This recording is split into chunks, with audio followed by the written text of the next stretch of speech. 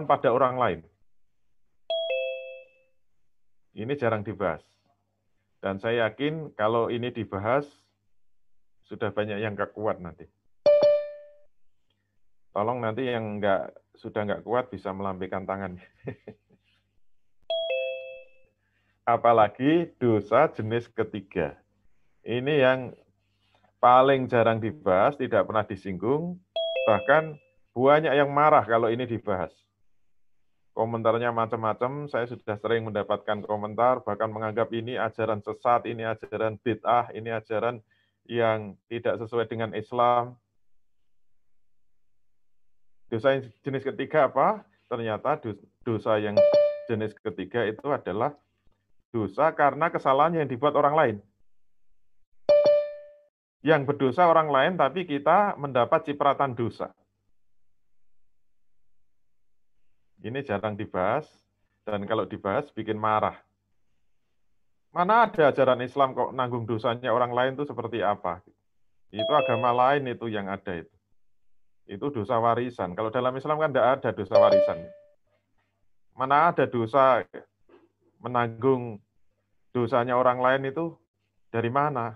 Nah, sabar dulu. Nanti kalau protes setelah pesan-pesan berikut ini. Tadi saya sudah mengatakan dosa jenis kedua dan dosa jenis ketiga ini sudah terlupakan, bahkan dimusuhi umat Islam. Sehingga yang dibahas cuma dosa satu, dosa satu, dosa satu. Kenapa? Karena kalau 2 dan 3 ini dibahas, bikin panas hati, bikin pecah kepala, nanti jangan-jangan handphonenya dibanting. Nah, pertanyaannya kenapa ustadz-ustadz kita, dai-dai kita, penceramah kita jarang membahas dosa jenis kedua dan dosa jenis ketiga? Jawabnya apa? Ya karena bikin panas hati. Biasanya kalau ceramah itu kan yang dipilih itu yang materi yang enak-enak, yang menyejukkan hati gitu. Kira-kira kalau didengarkan itu bikin nyes gitu loh. Jangan bikin ceramah malah bikin marah-marah, bikin panas hati, bikin gelisah, bikin galau gitu. Saya yakin kalau ada ustadz gitu nanti dilempari sandal, udah jangan diundang lagi gitu. Oleh karena itu yang dibahas apa? Yang enak-enak saja. Contohnya apa? Ini yang paling laris kalau bulan Ramadan, ini salah satu contoh hadis yang banyak dibahas oleh ustadz kita. Insya Allah ini kalau dibacakan, disampaikan di masjid, bikin jamaah itu tenang, tentram, adem, ayem. Hadis apa? Ini kalau penutup bulan Ramadan kan biasanya disampaikan. Qala Rasulullah sallallahu alaihi wasallam, man shoma ramadhana imanan wa ihtisaban, ghufira lahu ma taqaddama min dzambi. Rasul sallallahu alaihi wasallam bersabda, man shoma ramadhana, barang siapa yang berpuasa Ramadan, imanan wa ihtisaban, dengan penuh keimanan dan penuh pengharapan atau dengan penuh perhitungan, ghufira lahu ma taqaddama min dzambi, maka akan diampuni baginya itu ma taqaddama. Ma ini menunjukkan huruf yang bersifat umum. Ini lafadz umum menunjukkan apa? Semua dosa-dosa yang sudah lampau itu akan diampuni oleh puasa Ramadan. Ghufira lahu ma taqaddama min dzambi. Semua dosa-dosa yang sudah lampau akan diampuni akan dihapuskan karena berpuasa Ramadan. Ya, bayangkan kalau ini dibacakan kan rasanya sejuk sekali. Dan bayangkan begitu selesai kita berpuasa Ramadan langsung bersih dosa-dosanya. Langsung putih bersih. Seperti lahir kembali, putih, bersih, suci. Kenapa? Semua dosa-dosanya sudah diampuni oleh Allah Subhanahu wa taala. Makanya semua orang Islam begitu sudah selesai puasa Ramadan kan rasanya apa? Rasanya enteng hidupnya. Kenapa? Dosanya sudah hilang semua. Kemudian nanti setelah Syawal, masuk Syawal, mulai bikin dosa lagi. Kenapa? Nggak usah khawatir, nanti ketemu Ramadan lagi, dihapuskan lagi. Setelah Ramadan, bikin dosa lagi. Jangan khawatir, nanti dihapuskan dengan puasa Ramadan. Nah, Bapak Ibu sekalian yang dirahmati Allah, biasanya kalau ada ulama ahli fikih, itu biasanya kalau menemukan ayat yang ada lafadz umumnya seperti ini, ma taqaddama min dzambi, biasanya hati-hati. Kenapa? Setiap lafadz yang bersifat umum pasti akan diajukan pertanyaan, yaitu apa? Karena tadi semua dosa-dosa itu maknanya umum. Apapun dosanya, mau dosa berzina, mau dosa mencuri, mau dosa merampok, semua dosa-dosa itu akan diampuni oleh puasa Ramadan. Nah, kalau ulama ahli usul itu biasanya hati-hati. Kenapa? Setiap ketemu lafadz yang umum, pasti akan diajukan satu pertanyaan. Apakah puasa Ramadan itu bisa menghapus semua dosa? Apakah puasa Ramadan itu bisa menghapus semua dosa, apapun dosanya? Mau dosa membunuh, dosa korupsi, dosa berzina, dosa mencuri, semua akan dihapus oleh puasa Ramadan. Termasuk dosa-dosa bisnis, dosa-dosa riba dalam bisnis, semua dihapus oleh puasa Ramadan. Maka perlu diajukan pertanyaan, yaitu apa? Apakah puasa Ramadan bisa menghapus semua dosa? Ini perlu dikaji lebih dalam. Ulama ahli usul itu akan mengajukan satu kaidah, namanya kaidah usul. Yaitu apa? Dalilul am yabqa fi umumihi ma lam yarid dalilu takhsisi. Atau kadang-kadang menggunakan ala. Dalilul am yabqa ala umumihi ma lam yarid dalilu takhsisi.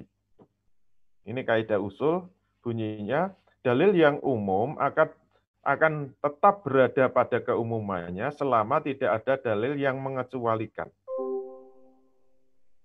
Selama tidak ada dalil yang mentaksisnya, mengkhususkannya. Oleh karena itu, pertanyaannya apa? Ma taqaddama min dzambi. Semua dosa-dosa yang telah lampau, apakah akan dihapuskan semuanya oleh puasa Ramadan? Ataukah ada dalil yang mengecualikan? Nah, inilah kerjanya para ulama, bukan kerja saya bukan ulama, saya cuma mengikuti ulama saja, akan meneliti apakah ada dalil-dalil taksis, apakah ada dalil-dalil yang mengecualikan dari keumuman ma taqaddama min dzambi. Bapak Ibu sekalian, ternyata jawabnya ada. Kita harus hati-hati, ternyata ada dalil yang mengecualikan. Nah, inilah kemudian saya sebut gara-gara dalam tanda petik ya. Dalam tanda petik, gara-gara ada dalil yang mengecualikan inilah muncul dosa jenis kedua, yaitu dosa karena kesalahan terhadap orang lain. Boleh setuju, boleh enggak? Nanti kalau enggak setuju, silakan lambaikan tangan. Tapi setelah materi selesai. Kenapa melambaikan tangan mau pulang? Pulang kemana, Bang? Sudah di rumah masing-masing. Terus dalil pengecualiannya apa? Bisa dicek nanti di kitab Imam Muslim. Ini ditemukan oleh ulama taksis dari keumuman lafadz tadi, hadis tadi. Ini agak panjang dalilnya.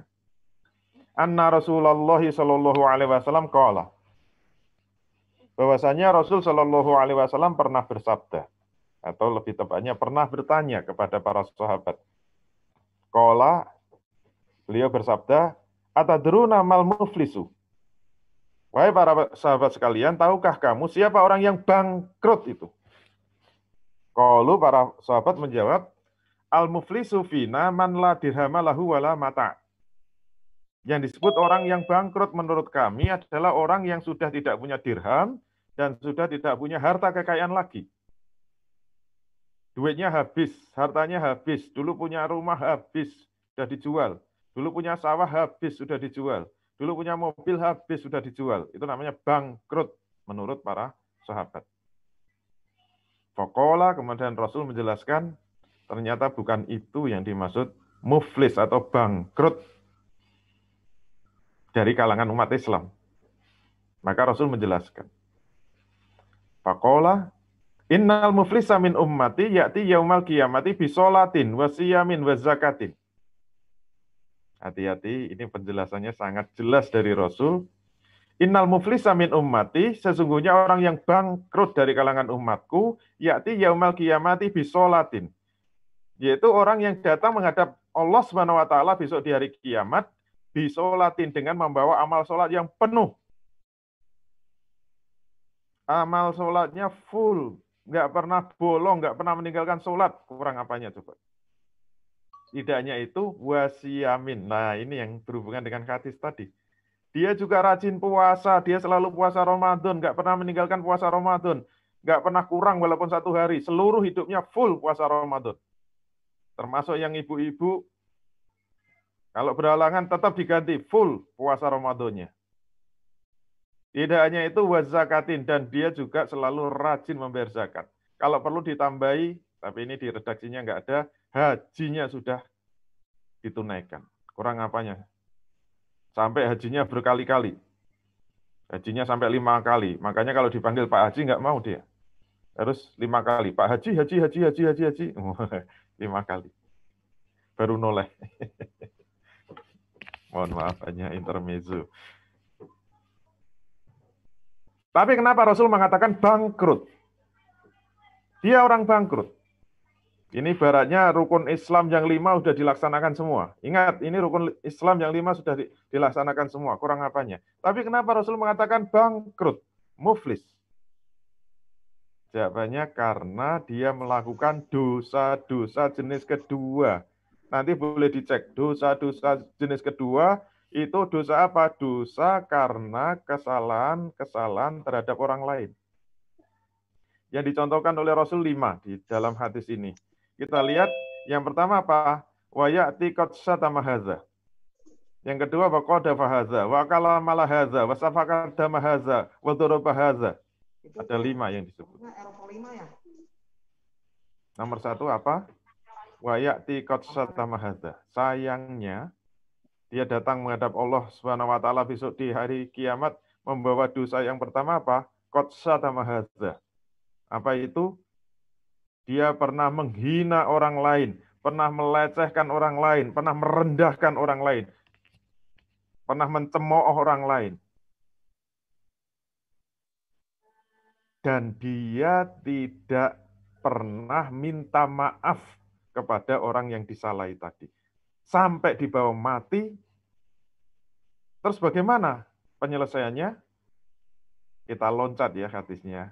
Ternyata menyelesaikannya mengerikan. Ini walaupun dia bertobat terus di dunia ya. Ketika hidup dia bertobat, insya Allah tidak diampuni oleh Allah. Ini yang saya sebut dosa yang mengerikan. Dosa jenis kedua itu apa? Tidak bisa langsung ditaubati. Tidak bisa langsung ditaubati. Kenapa? Syarat dan ketentuan berlaku. Walaupun dia istighfar terus, mohon ampun kepada Allah terus, tetap tidak akan diterima. Kecuali syarat dan ketentuan berlaku. Kenapa? Kalau sampai dia tidak maaf, tidak minta maaf kepada orang yang disalahi tadi, orang yang dihina tadi, maka diselesaikan dengan cara apa? Kita loncat, fayu'ta hadza min hasanatihi wa hadza min hasanatihi. Masya Allah, na'udzubillah min dzalik. Ternyata cara menyelesaikannya sangat tegas dari Allah Subhanahu wa taala. Ternyata di akhirat itu untuk menyelesaikan dosa ini tidak suruh halal bihalal. Di akhirat tidak ada sawalan lagi. Tidak ada ajang maaf-memaafkan lagi. Terus cara menyelesaikannya gimana? Fayu'ta hadza min hasanatihi wa hadza min hasanatihi. Akan diambilkan amal kebajikannya, kemudian diserahkan kepada orang yang bersalah tadi. Orang yang disalahi tadi. Misalnya saya pernah menghina Mas Priyo. Mas Priyo, sampean kok jelek sekali gitu. Udah jelek kemaki lagi misalnya gitu. Kemaki gitu apa. Nah, Mas Priyo kan sakit hati. Kalau saya tidak pernah minta maaf sama Mas Priyo, nanti bisa dibawa sampai akhirat dan akan dituntut di hadapan Allah. Mungkin kita memikirkannya, wah masa gitu aja kok dituntut. Kita kan teman baik di dunia. Di akhirat mohon maaf, nggak ada yang namanya orang itu punya belas kasihan. Mohon maaf, semua orang besok di padang mahsyar, semua orang besok di akhirat itu semuanya akan egois. Semua akan mikir dirinya sendiri. Semua ingin menyelamatkan dirinya sendiri. Semua nggak peduli. Walaupun kepada bapaknya sendiri, walaupun pada istrinya sendiri, walaupun pada anak kandungnya sendiri, walaupun pada saudaranya sendiri, semua tidak peduli. Dalam Quran dikatakan wa min akhihi wa ummihi wa abihi wa sahibatihi wa bani. Semua akan lari. Tidak akan peduli. Bahkan akan saling menggugat. Kenapa? Semua memikirkan nasibnya dirinya sendiri. Neraka sudah ada di depannya. Menggelegar, menakutkan. Siapa yang mau? Siapa yang berani masuk neraka? Sekecil apapun peluang untuk menyelamatkan diri akan dituntut besok di akhirat. Walaupun cuma menghina kayak tadi, iya akan dituntut. Mas Priyo, mbok maafkan saya. Nggak bisa. Semua akan tega besok. Terus membayarnya pakai apa? Diambilkan amal kebajikan. Mungkin diambil dulu dengan amal-amal sholatnya. Pahala sholatnya diambil. Pahala sholatnya diambil.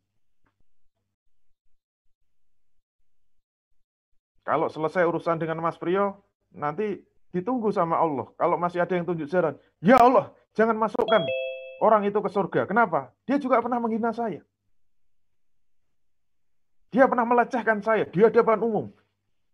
Sampai nyanyi dia, sakitnya tuh di sini. Wah, bisa. Terus gimana? Ambilkan lagi amal sholatnya, ambilkan lagi. Sampai selesai urusan syatama, kalau dia masih punya sisa pahala, insya Allah dia bisa dibawa masuk surga. Tapi ternyata apa? Urusannya nggak selesai sampai di situ. Ibaratnya dia itu sudah digandeng, malaikat Ridwan, sudah tinggal melangkah masuk surga, diinterupsi kelompok dua. Ya Allah, jangan memasukkan dia ke surga. Kenapa? Dia melakukan dosa jenis kedua. Yaitu apa? Wa qadhafa hadza. Dia pernah memfitnah saya. Pernah menyebar bohong, menyebar berita bohong tentang saya. Saya nggak terima ya Allah. Saya difitnah. Terus caranya menyelesaikan gimana? Kalau misalnya pahala sholatnya habis, akan bergerak kepada pahala puasanya. Inilah yang mengerikan. Ya Allah. Kesimpulannya apa? Bukannya puasa ini menghapuskan dosa.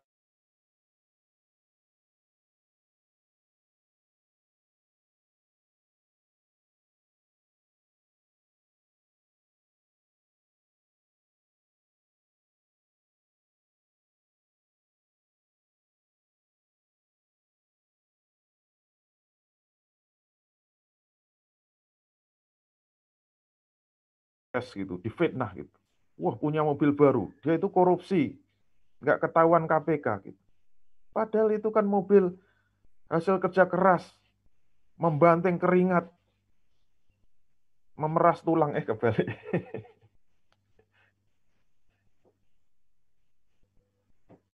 Kalau Mas Priyo sampai nggak terima, nanti bisa digugat sampai akhirat.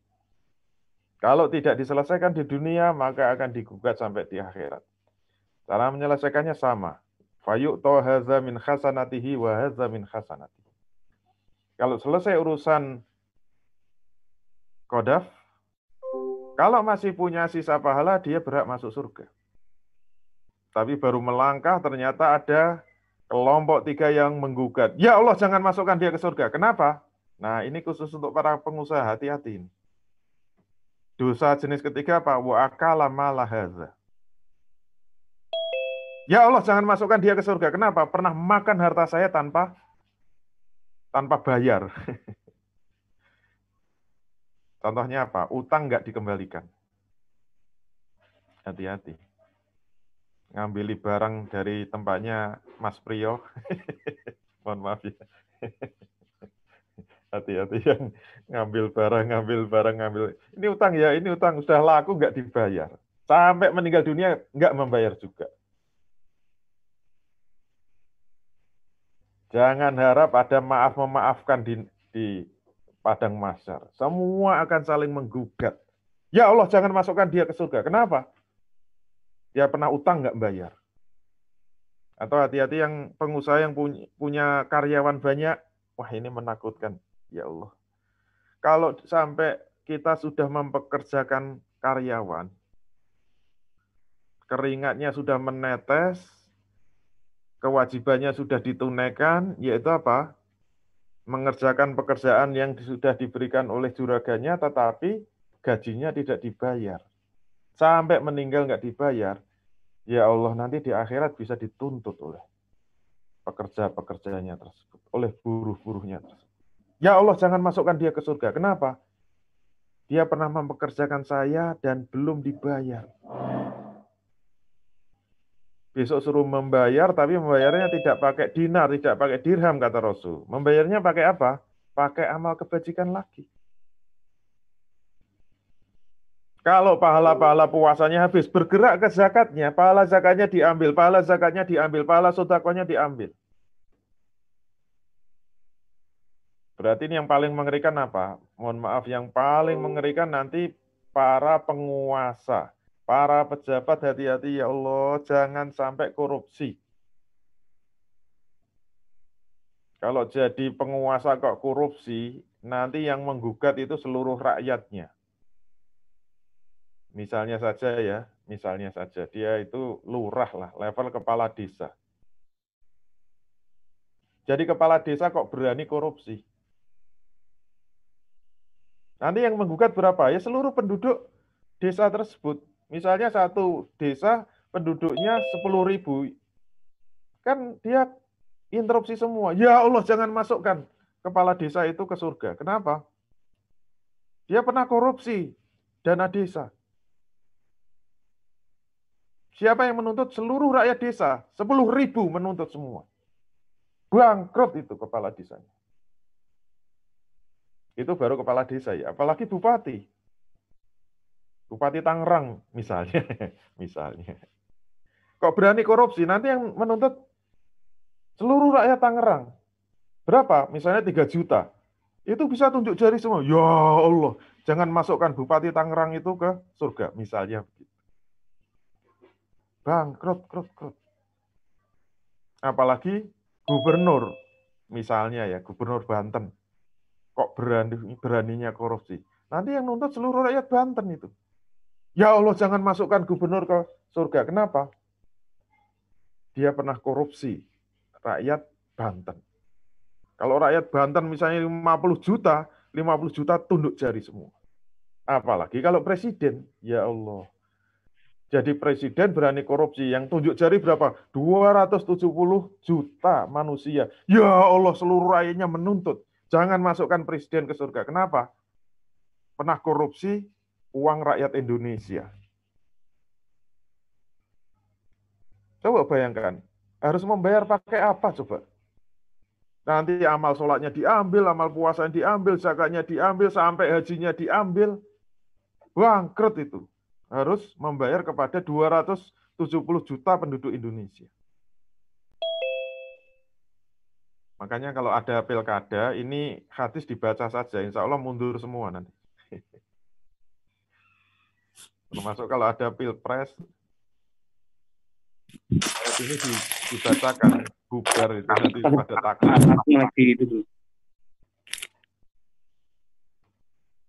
Itu baru nomor 3 ya. Masih ada yang keempat, yaitu apa? Yang keempat, semakin mengerikan. Yaitu apa? Wasafakat damahaza. Pernah menumpahkan darah. Ini mohon maaf untuk aparat-aparat, hati-hati. Yang memegang senjata, yang memegang pistol, jangan asal tembak, jangan asal bunuh. Kalau tidak bisa dipertanggungjawabkan di dunia, akan dituntut sampai akhirat. Tapi di akhirat tidak ada darah dibayar dengan darah. Membayarnya sama, pakai amal kebajikan. Kalau tadi zakat-zakatnya habis, bergerak kepada hajinya diambili. Pahala hajinya diambil, pahala umrohnya diambil, sampai selesai urusannya, masih ada yang kelima, yaitu apa? Yang kelima, wadhoroba hadza. Dia pernah memukul, dia pernah menempeleng, dia pernah menendang, dia pernah menginjak-injak, dia pernah menyiksa orang. Kalau tidak diselesaikan di dunia, diselesaikan sampai akhirat. Dengan apa? Fayu'ta hadza min hasanatihi wa hadza min hasanatihi. Nah, yang paling mengerikan apa? Yang paling menakutkan penutup hadis ini. Yaitu apa? Nabi mengatakan, fa'in faniyat hasanatuhu qabla ayuqda ma'alaihi. Ketika habis semua amal-amal kebajikannya, semua pahala-pahalanya habis semua, qabla ayuqda ma'alaihi, sebelum selesai urusan-urusannya itu. Terus gimana? Syahadatnya habis pahalanya. Sholatnya habis pahalanya. Puasanya habis. Zakatnya habis. Hajinya habis. Sunah-sunahnya habis. Sedekah-sedekahnya habis. Infak-infaknya habis. Tahajud-tahajudnya habis. Umroh-umrohnya habis. Semua habis. Tapi belum selesai urusannya. Masih banyak yang menuntut. Ya Allah, saya pernah dihina. Ya Allah. Ya Allah, dia pernah korupsi tempat saya. Ya Allah. Ya Allah, dia pernah menendang saya. Ya Allah. Semua masih menuntut. Terus bagaimana cara menyelesaikannya? Nah, ini yang paling menakutkan, yaitu apa? Ternyata cara menyelesaikannya dibalik sama Allah. Dibalik. Dibalik gimana? Nabi mengatakan, ukhidha min khotoyahum faturihat alaihi. Akan diambilkan kesalahan-kesalahan atau dosa-dosa mereka, kemudian ditemplokke kepada orang yang bersalah. Ditemplokke itu apa? Dilemparkan kepada orang yang bersalah. Jadi kalau amal pahalanya habis, amal kebajikannya habis, tapi urusannya yang nuntut masih banyak, caranya menyelesaikan gimana? Dosa-dosa orang yang menuntut, dosa-dosa orang yang menggugat itu akan diambili kemudian dikasihkan kepada orang yang bersalah. Penutupnya apa? Tsumma turiha finnar. Kemudian dia dimasukkan ke dalam neraka, bangkrut, krut. Kenapa? Dia harusnya ahli surga, dia harusnya masuk surga, dia ahli ibadah. Tapi kenapa dilemparkan ke neraka, dia harus masuk neraka, dia harus disiksa neraka karena dosa-dosa jenis kedua. Masya Allah, na'udzubillah min dzalik. Karena dosa-dosa jenis kedua. Inilah dosa yang jarang dibahas. Ini dosa yang tidak bisa ditaubati begitu saja, kecuali syarat dan ketentuan berlaku. Nah, Bapak-Ibu sekalian, masih kuat? Masih kuat, ini baru dosa jenis kedua. Belum yang ketiga. Kalau sudah nggak kuat, melambaikan tangan aja, kita tutup. Sekian, kita cukupkan sekian. Oke, masih kuat. Kita masuk dosa yang lebih berat lagi. Wah, rasanya tadi sudah sesak nafas ya. Ya Allah. Sudah nggak bisa bernafas. Ya Allah. Saya sendiri membahas ini takut betul. Kita lihat ternyata ada dosa jenis ketiga. Yaitu apa? Nah, ini baru masuk materinya ini. Tadi baru pengantarnya. Kalau di buku saya ini baru masuk materinya. Dosa jenis ketiga itu apa? Dosa investasi. Ingat, ini ada tanda kutipnya. Apa dosa investasi itu? Kita lihat tuh. Makhluk apa itu? Apa dosa investasi itu? Ini yang paling jarang dibahas. Karena ini pembahasan yang berat, saya akan mengawali dengan contoh yang sederhana dulu. Wah, gambarnya mengerikan ya. Gambarnya mengerikan. Pertanyaannya apa? Jika ada orang meninggal dunia, kemudian jenazahnya itu tidak diurusi, tidak dikuburkan, tidak dimandikan, tidak dikafani, tidak disolati, tidak dikuburkan. Yang dosa siapa? Pertanyaan. Kalau misalnya Mas Priyo tiba-tiba meninggal, gludak gitu. Meninggal kok gludak. Teman-temannya pada lari semua. Duh kok pada lari semua? Takut pada lari semua. Sehingga jenazahnya terlantar sehari, 2 hari, 3 hari, tidak ada yang mau ngurus. Siapa yang dosa? Jawabnya, yang dosa kan teman-temannya. Walaupun dia itu teman-temannya orang yang baik, walaupun teman-temannya orang yang soleh, walaupun teman-temannya orang ahli ibadah, rajin sholat, rajin ngaji, cinta Allah sampai mati, Islam, yes, lulusan TPA semua. Dia cuma diam aja di rumah, dia diam, tidak bermaksiat, tidak berbuat dosa, diam di rumah. Tapi kalau temannya meninggal, dibiarkan, ditelantarkan, dosa apa enggak? Pertanyaannya. Jawabnya dosa. Dosa apa? Dosa investasi. Berarti dosa investasi itu apa? Dosa karena diam. Walaupun dia tidak melakukan maksiat apa-apa, dia nggak melakukan dosa apa-apa. Hanya karena diam itu dikirimi dosa. Dosa apa? Dosa investasi. Dalam tanda petik. Dan hati-hati, dosanya itu terus bergulir, terus berjalan mengiringi waktu. Kalau jenazah ini nggak diurus sehari semalam, dosanya berapa lama akan dikirimkan sehari semalam. Kalau ini jenazah tidak diurus sampai 3 hari 3 malam, akan mengalir terus sampai 3 hari 3 malam. Kalau selama sebulan ini jenazah tidak diurus, itu dosa akan mengalir terus sampai sebulan. Kalau setahun ini jenazah nggak diurus, akan mengalir terus sampai setahun. Diam saja di rumah, nggak berbuat apa-apa, nggak berbuat dosa, akan dikirimi dosa terus. Dosa apa? Dosa investasi. Dan dimensinya ternyata tidak hanya dimensi waktu. Dosa investasi ini tidak hanya dimensi waktu, tapi juga dimensi tempat. Kalau teman-temannya Mas Priyo tadi diem, nggak ada yang ngurusi, seluruh temannya dosa. Kalau teman-temannya diam, tetap nggak mau ngurusi, dosanya meluas. Sampai 1 kabupaten dosa semua. Kalau seluruh kabupaten itu diam nggak ada yang ngurusi, seluruh provinsi dosa semua. Kalau seluruh provinsi diam nggak ada yang ngurusi, seluruh Indonesia dosa semua. Kalau seluruh Indonesia diam nggak mau ngurusi, yang dosa berapa? Seluruh umat Islam berdosa. Ini namanya apa? Dosa investasi. Mengapa? Insya Allah kalau contoh pertama ini semua umat Islam paham. Tapi masalahnya apa? Dosa investasi tidak hanya ngurus jenazah. Walaupun yang biasanya dibahas di sekolah-sekolah yang cuma ngurus jenazah aja. Makanya saya sampai nulis buku itu menunjukkan apa? Dosa investasi itu banyak. Sudah dilupakan. Contoh yang kedua apa? Wah, gambarnya mengerikan ya. Jika ada orang berzina, siapa yang dosa? Biasanya kalau di masjid bahas berzina, siapa yang dosa? Ustadznya kan langsung nunjuk. Yang berzina ya, yang berdosa yang berzina. Yang masuk neraka yang berzina. Yang disiksa di neraka yang berzina.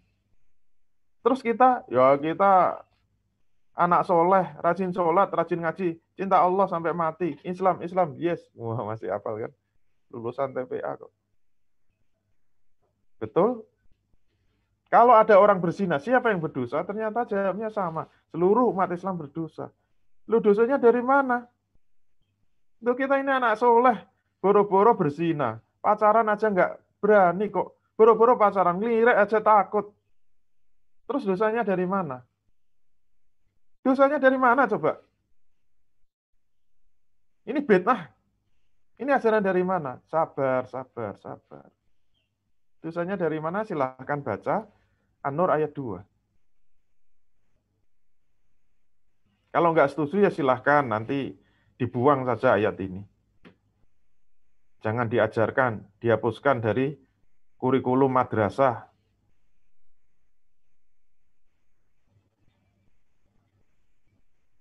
Mau baca enggak? Kalau mau kita buka An-Nur ayat 2. Ayatnya bagaimana? Allah mengatakan, Az-zaniyatu waz-zani fajlidu kulla wahidin minhuma mi'ata jaldah.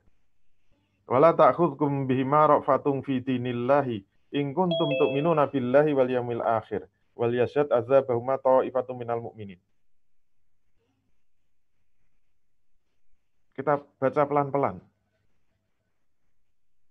Az-zaniyatu waz-zani.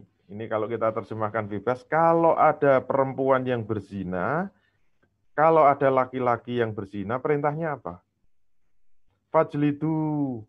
Nah ini kalau kita pernah belajar bahasa Arab, ini kalimat dalam bentuk fi'il amr. Fi'il amr itu kata kerja dalam bentuk perintah, gampangnya begitu ya. Tapi ini mukhotabnya atau objek yang diseru itu dalam bentuk jamak. Berarti ini fi'il amr dalam bentuk jamak. Cirinya apa? Tandanya dengan wawu alif sukun. Ini sukunnya hilang. Berarti membacanya fajlidu itu maknanya apa? Cambuklah. Siapa yang disuruh? Karena jamak ini mukhotabnya, objek yang diseru siapa? Seluruh kaum muslimin. Fajlidu maknanya siapa? Cambuklah wahai kaum muslimin sekalian, kulla wahidin minhuma, masing-masing dari keduanya mi'ata jaldah, dengan 100 kali cambukan. Oke, boleh setuju, boleh enggak apa-apa. Pertanyaannya kalau kita memang enggak mau, kita diam. Kita enggak mau melaksanakan perintah itu, kita diam. Kita cukup di rumah, enggak pernah maksiat, enggak pernah berbuat dosa, kita diam di rumah. Memangnya kenapa sih? Udahlah urusannya yang zina sana. Yang dosa ya dosanya kamu. Saya kan anak soleh, rajin sholat, rajin ngaji, cinta Allah sampai mati. Wah, apal terus kan.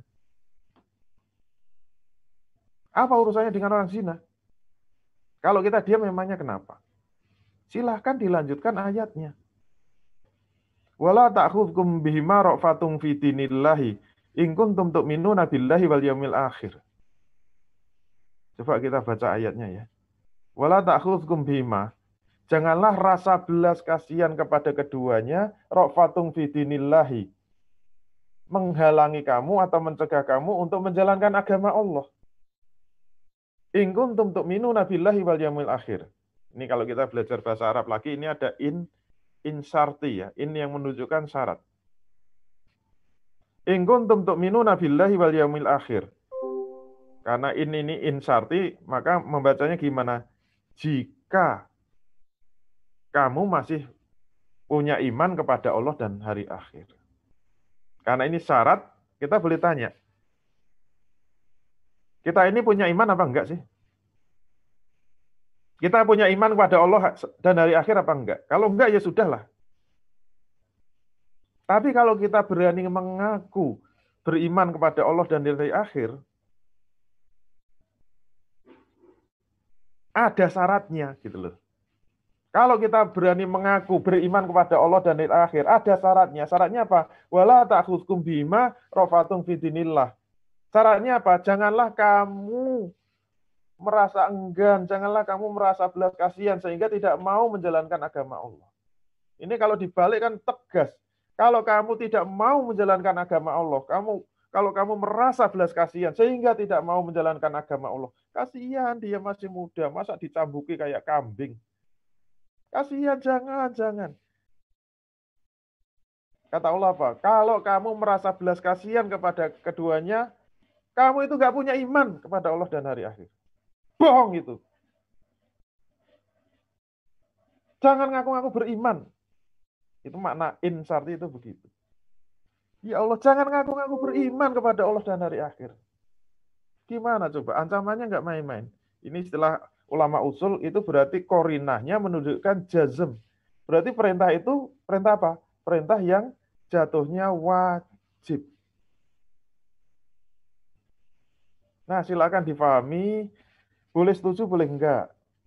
Kalau pemahaman salah ya silahkan dikoreksi.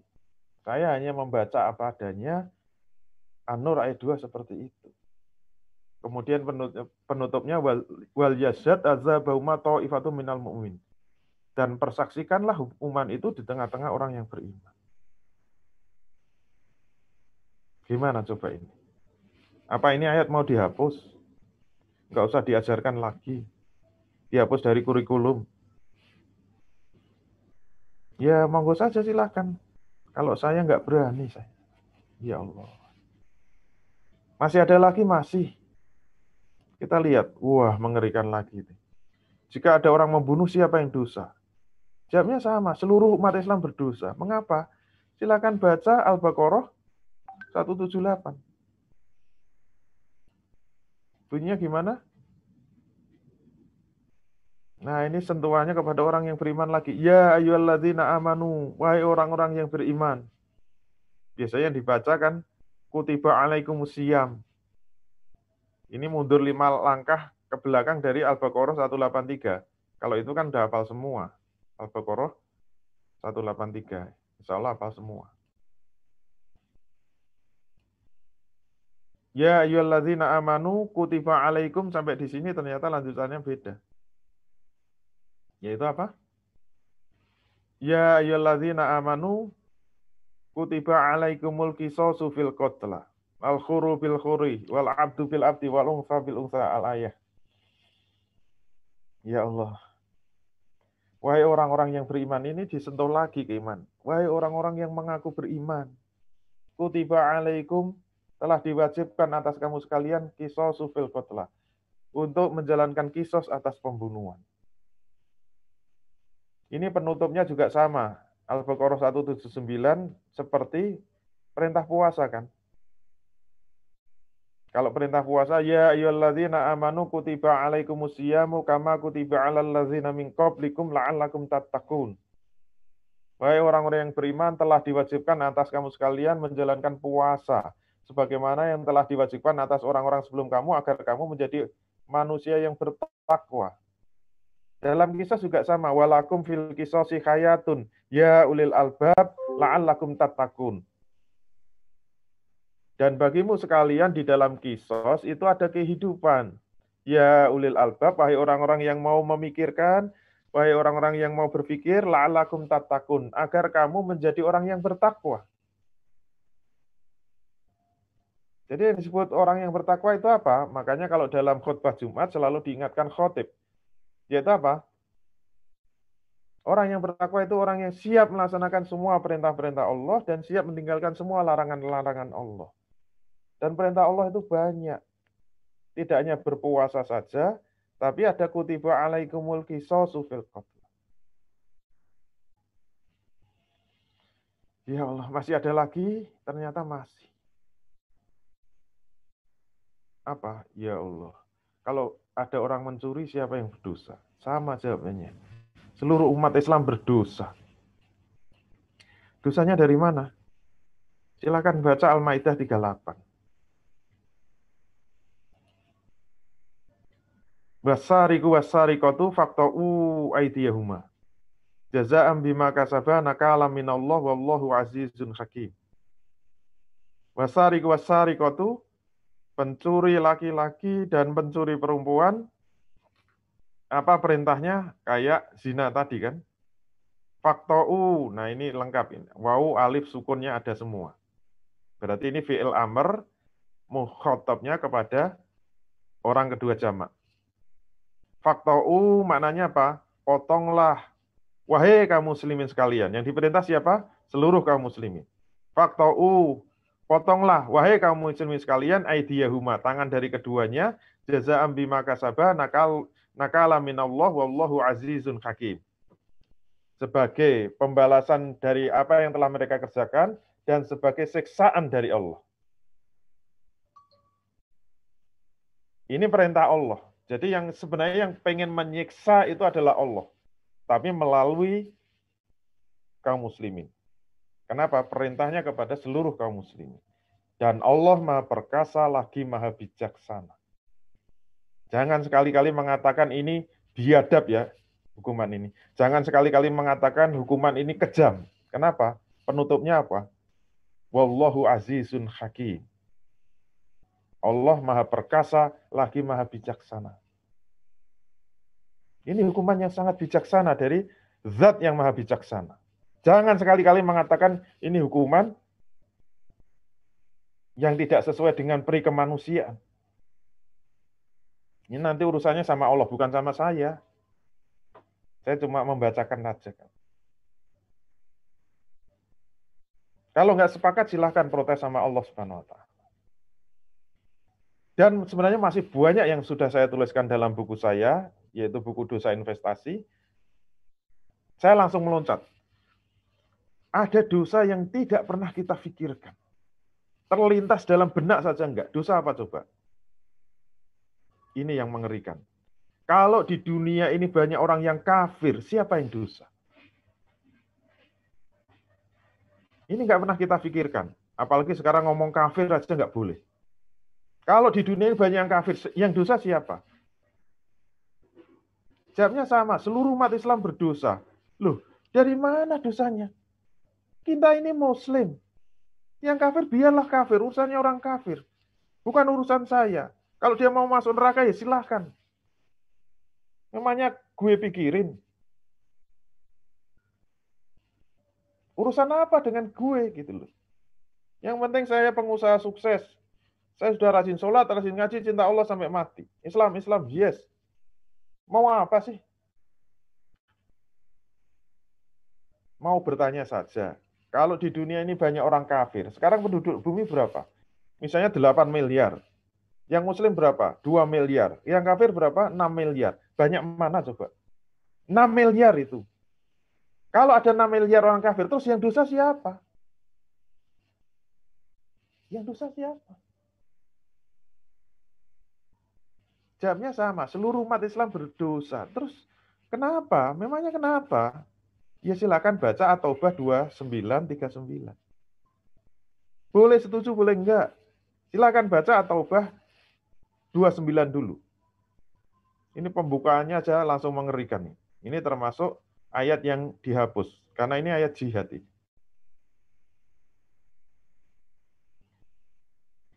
Bukan ayatnya yang dihapus, ajarannya, ajaran jihad. Jangan salah paham. Coba perintahnya apa? Kita lihat. Qatilu, ya langsung wawu alif sukun kan. Berarti mukhatabnya siapa? Orang kedua jamak. Qatilu.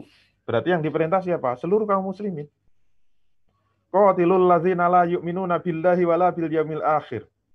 Wala yuharrimuna ma harramallahu wa rasuluhu.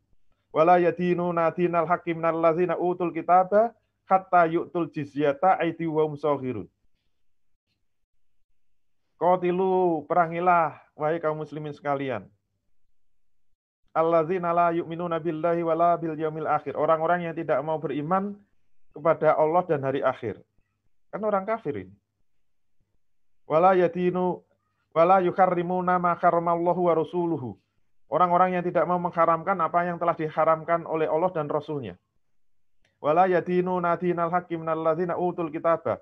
Orang-orang yang tidak mau beragama dengan agama yang hak dari kalangan ahli kitab. Yaitu orang Yahudi dan Nasrani. Hatta yu'tul jizyata, sampai mereka mau membayar jizyah. Aidi wa hum shaghirun, dalam keadaan tunduk dan patuh. Maka pertanyaannya sama. Kalau kita cuek memangnya kenapa? Kalau kita diam memangnya kenapa? Yang penting kan kita sudah menjadi orang yang soleh, rajin beribadah, rajin sholat, rajin ngaji. Memangnya kenapa? Yang kafir biarlah kafir, bukan urusan kita. Silakan buka korinahnya, yaitu At-Taubah 39. Ini ancamannya. Kalau kita diam, nggak mau menjalankan perintah perang tadi, perintah jihad tadi, ancamannya apa? Illa tangfiru yu'adzibkum azaban alima. Jika kamu tidak mau berangkat pergi berperang, ketahuilah Allah pasti akan mengazab kamu dengan azab yang sangat pedih. Nggak main-main ya.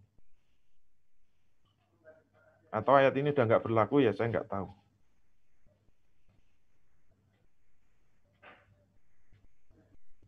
Ini ancamannya nggak main-main. Masuk neraka, tetap masuk neraka. Nauzubillah min dzalik. Masih ada? Wah, ini yang lebih berat lagi. Kalau umat Islam di dunia ini tidak diatur dengan hukum Islam, tidak diatur dengan syariat Islam, terus yang dosa siapa? Sama. Seluruh umat Islam berdosa. Kenapa? Silakan lihat Al-Maidah 48-44. Nggak mau diatur pakai Islam, maunya pakai demokrasi. Tolak syariat Islam. Kita terapkan demokrasi. Seluruh bumi sekarang ini sudah tinggal berapa persen yang menerapkan syariat Islam itu. Terus yang dosa siapa? Silakan baca Al-Maidah 48. Fahkum bainahum bima anzalallah wala tattabi ahwa'ahum amma ja'aka minal haq. Maka putuskanlah perkara mereka itu menurut apa yang Allah turunkan. Dan janganlah kamu mengikuti hawa nafsu mereka dengan meninggalkan kebenaran yang telah datang kepadamu. Putuskanlah perkara apa saja di dalam kehidupan negara kamu itu menurut apa yang Allah turunkan. Jangan mengikuti hawa nafsu manusia. Berarti lawan dari syariat Allah itu apa? Hukum buatan manusia, hukum buatan hawa nafsu manusia. Nah sekarang kalau kita nggak mau, memangnya kenapa? Kalau kita memilih demokrasi, memangnya kenapa? Demokrasi itu kan dari rakyat, oleh rakyat, untuk rakyat. Hukum tertinggi di tangan rakyat.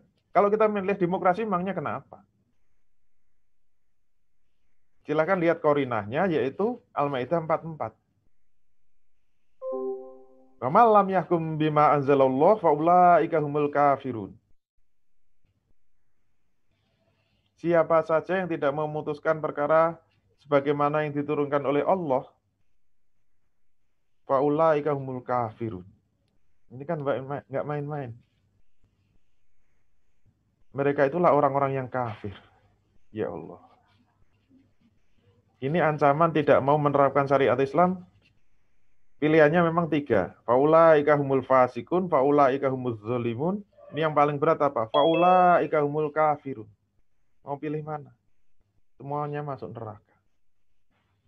Terus kesimpulannya apa? Ini jam kalau kita lihat muter terus ini.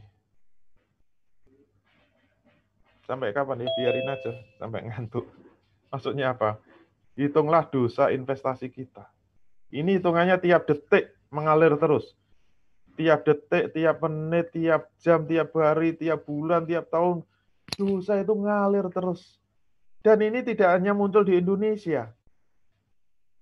Mulai dari Indonesia, seluruh dunia, setiap hari, setiap bulan, setiap tahun, berapa dosa investasi kita? Berapa terjadi kasus pembunuhan? Berapa terjadi kasus perzinaan? Kasus pemerkosaan? Berapa terjadi kasus pencurian? Berapa terjadi kasus pemurtatan? Berapa terjadi kasus pembantaian? Berapa terjadi kasus umat Islam tidak diatur pakai syariat Islam? Berapa terjadi kasus utang-utang riba yang berkelimpangan? Semua pengusaha sekarang terlibat riba. Siapa yang dosa coba? Inilah yang disebut dosa investasi. Nah, sekarang kita baru masuk. Dosa investasi itu apa? Ini kalau bicara ilmu retorika memang sesuatu yang penting harus disembunyikan dulu. Wah, teori retorika. Ada bukunya juga. Jualan sebentar. Sekarang baru masuk. Ini masih tanda kutip. Dosa investasi itu apa? Kalau mau belajar retorika, jangan disebut dulu. Sampai mati penasaran. Dosa investasi itu apa? Kok sangat mengerikan. Apa ini ajaran bid'ah? Kayaknya di kitab-kitab fikih nggak ada. Ternyata dosa investasi itu adalah dosa yang berasal dari fardu kifayah. Yang tidak diamalkan. Nah, ternyata fardu itu ada 2 macam kan? Ada fardu ain, ada fardu kifayah. Tadi yang beres itu apa? Fardu ain beres, fardu ain beres, fardu ain beres. Yang terlupakan apa? Fardu kifayah. Fardu kifayah itu apa? Kewajiban yang dipikul seluruh umat Islam. Kalau sampai fardu kifayah ini tidak teramalkan, seluruh umat Islam dosa. Dosa apa? Dosa kifayah. Itu aslinya. Supaya lebih keren, dosa apa? Dosa investasi. Itu mengambil istilah ekonomi. Investasi itu apa? Kalau kita itu menginvestasikan uang, tugas kita kan diam, nggak melakukan apa-apa. Yang kerja kan pengusahanya. Yang muter duit kita siapa? Pengusaha. Kita cukup diam kalau kita sudah berinvestasi, nanti kalau ada keuntungan itu akan dikirim terus. Walaupun kita cuma diam, dikirimi keuntungan terus. Tapi ingat, kalau rugi yang namanya investasi harus menanggung kerugian. Dan jadi orang Islam itu sama. Setiap orang Islam itu investor. Yang ngaku-ngaku orang Islam itu investor. Kenapa? Kalau nanti ada doa-doa dari kaum muslimin, misalnya ketika sholat Jumat ya, Allahumma fir lil mu'minina wal mu'minat wal muslimina wal muslimat al ahya'i minhum wal amwat. Ini dapat kiriman apa? Pahala investasi. Baik yang hidup maupun yang sudah meninggal. Dikirimi terus. Itu namanya pahala investasi. Tapi hati-hati, ternyata juga kita bisa dikirimi dosa apa? Dosa investasi. Gara-gara apa? Bukan karena dosa-dosa yang dilakukan oleh pezina tadi, bukan dosa-dosa yang dilakukan oleh pencuri-pencuri tadi, bukan yang dilakukan oleh perampok-perampok tadi, bukan. Dosanya dari mana? Dari fardu kifayah yang tidak diamalkan. Jangan sampai salah. Dosanya dari mana? Dari fardu kifayah yang tidak diamalkan. Dosanya dari mana? Dari fardu kifayah yang tidak diamalkan. Saya sering disalahpahami terus. Bukan dari dosa-dosa pencuri tadi. Bukan dosa-dosa dari pezina tadi. Dosa dari fardu kifayah yang tidak diamalkan. Itu namanya dosa kifayah atau dosa investasi. Nah, yang jadi masalah apa? Sebenarnya fardu kifayah itu jauh lebih banyak daripada fardu ain. Hitungan saya fardu kifayah itu 90%. Fardu ain cuma 10%. Wah, saya kalau ngomong ini diprotes di mana-mana. Setuju nggak? Nggak setuju ya sudah. Buktinya mana? Kalau nggak percaya, hitung sendiri. Caranya ngitung mudah. Sekali-kali kita numpuk fikih ibadah dan fikih muamalah. Jomplang itu. Sekarang fikih muamalah nggak diamalkan. Saya kalau ngajar fikih muamalah, pengusaha itu pingsan semua. Dalam tanda petik. Kayak itu ajaran baru, kayak ajaran asing. Kenapa? Nggak pernah diajarkan. Sekarang itu yang diajarkan ibadah terus. Sudah ngelotok, sudah sholat tarawih, ayat yang dibacakan masih ya ayyuhallazina amanu kutiba alaikumusiyam. Mau sudah puasa semua. Harusnya kan dinaikkan gitu. Kutiba alaikumul qisas, nah gitu baru naik itu. Nanti bubar jamaahnya. Nah, sekarang masalahnya apa? Kalau dosa investasi ini banyak, dosa kifayah ini banyak.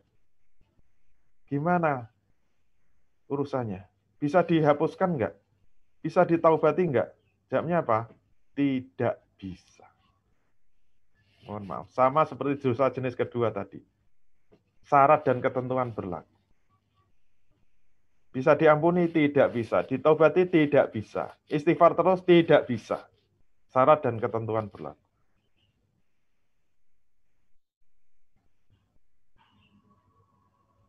Kenapa? Fardu kifayah ini kalau ditobati saja itu tidak bisa. Kenapa? Ditobati nggak bisa. Allah kan Maha Pengampun. Tidak bisa. Loh, kenapa tidak bisa? Tidak bisa. syaratnya berlaku. Syarat dan ketentuan berlaku yaitu apa? Syaratnya akan terhapus itu dosa kalau sudah diamalkan secara sempurna. Saya pernah menyampaikan ini protes. Mana ayat yang memerintahkan itu? Mana yang menunjukkan dalilnya? Kalau itu harus diamalkan sampai sempurna. Kalau belum sempurna, hapus. Nggak usah pakai dalil-dalilan. Cukup Mas Priyo suruh datang ke sini, suruh meninggal dunia, misalnya. Meninggal lagi ya. Sudah berapa kali tadi? Gludak misalnya meninggal dunia. Terus apa yang dilakukan? Kita di samping jenazahnya Mas Priyo, tiap malam kita baca istighfar tuh, astagfirullah, astagfirullah, ya Allah ampuni dosa saya, ya Allah. Kenapa? Saya nggak mau ngurusi jenazahnya Mas Priyo. Besoknya lagi kita di sampingnya jenazah, istighfar lagi. Astagfirullah, astagfirullah, astagfirullah. Ya Allah ampuni saya. Kenapa? Saya tidak mau ngurusi jenazahnya Mas Priyo. Besoknya lagi astagfirullah, astagfirullah, astagfirullah. Ya Allah ampuni dosa saya. Kenapa? Saya nggak mau ngurusi jenazahnya Mas Priyo. Semua penduduk kampung kumpul, astagfirullah, astagfirullah, astagfirullah. Diterima nggak itu istighfar? Sementara jenazah masih terkapar di situ. Tidak disentuh sama sekali. Berhari-hari tidak disentuh. Kita cuma istighfar terus. Kira-kira diampuni enggak? Insya Allah tidak bisa. Dosa kita baru dianggap tutup, selesai, hapus, bersih, kalau Mas Priyo sudah masuk liang kubur. Jadi nanti selesai acara, kalau Mas Priyo masih duduk di situ, kita dosa semua. Kita kubur bareng-bareng. Oke, kita tawar. Sekarang kita tawar. Kalau ditobati nggak bisa, gimana kalau kita kerjakan aja bareng-bareng? Misalnya diamalkan oleh individu atau kelompok, tapi khusus dosa-dosa yang kaitannya dengan hudud tadi ya, bukan yang jenazah, Contohnya apa? Misalnya ada tetangga yang berzina misalnya. Tertangkap basah. Kok bisa berzina tertangkap basah? Mungkin zinanya di kolam renang. Ketahuan digelandang, dibawa ke ketua takmir. Ketua takmirnya siapa? Ustadz Priyo Agung. Wah, ketua takmir. Tadi meninggal, sekarang jadi ketua takmir. Pak Ustadz, ini ada orang berzina, tolong dihukum cambuk 100 kali karena dia belum menikah. Ustadz Priyo gimana? Oke, siap. Besok setelah Jumatan kita cambuk di hadapan jamaah 100 kali. Gimana? Boleh nggak? Kita amalkan bareng-bareng. Boleh nggak? Jawabnya, tidak bisa. Loh, katanya suruh ngamalkan. Gimana sih? Tidak bisa. Ini kok mencela-mencela ya? Katanya suruh mengamalkan. Tidak bisa. Kenapa tidak bisa? Karena hukumnya haram. Lu katanya suruh ngamalkan, diamalkan kok malah haram. Tidak bisa. Hukum cambuk tidak bisa dilaksanakan oleh swasta. Nggak ada hukuman cambuk swasta itu. Nggak ada hukum potong tangan swasta itu, nggak ada. Harus negeri. Kenapa? Yang wajib melaksanakan hanya negara.